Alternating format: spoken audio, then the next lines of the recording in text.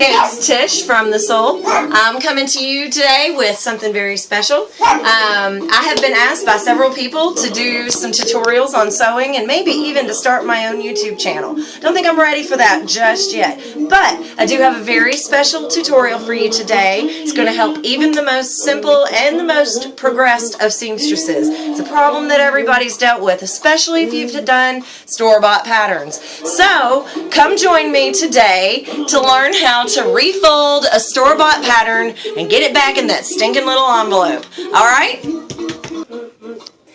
So I've got my pattern here. I pulled this piece out and it turns out I don't need any of the pattern numbers that are on this sheet. And I'm certainly not going to spend hours now cutting any of these because, am I chasing the camera around? No. Alright, well I'm certainly not going to spend any time cutting any of these because I don't need them. So now what I have to do is try to fold up this big giant piece of paper and get it back in this little teeny tiny little envelope so that it's not all weird and funky and it'll fit in my pattern drawer without causing all kinds of problems.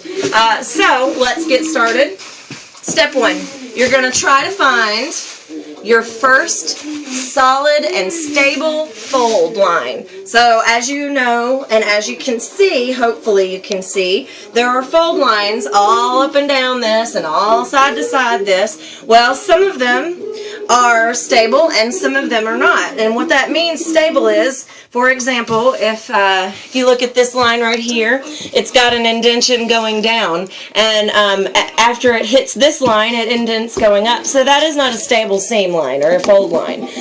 So I'm going to inspect my paper and I'm going to try to find the one stable seam line. Okay, so I found this. It's right here going all the way across, and it's different for every manufacturer. So you're gonna take that, and easy enough, you're just gonna fold along that seam line right there. Okay, and then you're gonna lay it out, and you're gonna find your second stable seam line. Well, I see a stable seam line right here, so let me fold that.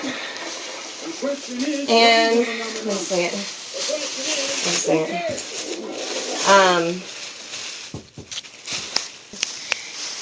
There we go. There we go. Okay, so I've got my second stable seam line, fold line, whatever you want to call it. Now you got to find your third, and this is where it starts getting a little hairy. Looks like that might be a stable seam line right there. Hold on.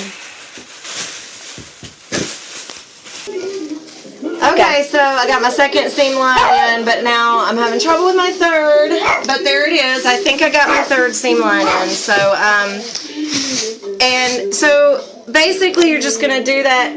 Actually, you know what? This is where the directions take a good turn. Step number 3. Fold that shit up.